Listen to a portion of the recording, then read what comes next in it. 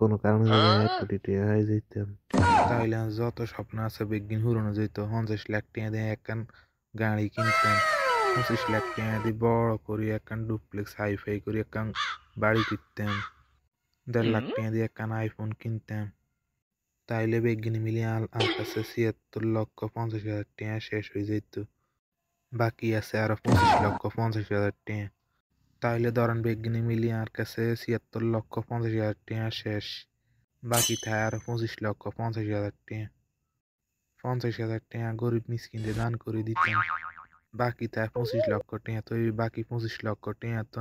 20 লাখ টাকা দিয়ে ঢাকা শহরের মধ্যে একটা ব্যবসা বাণিজ্য করতাম আর 5 লাখ টাকা ব্যাংকের মধ্যে হালাই থইতাম তাইলে ব্যাংকে তো লাভ আইব এমনি ব্যবসা তো লাভ আইব তাইলে বেগিনি মিলিয়ে আর একটা জীবনযাপন কাটাইতে হেঁটতাম ইস বছরে 2 বার দুবাই শহর ঘুরতাম যাইতাম যা তারা আনার পাত্তা দেয় না তা করে বুঝে যেতাম টেয়া কি জিনিস টেয়াই টেয়া বেড়ারা টেয়া কারে কয় টেয়া হইলে বাড়ির ছোট কিনা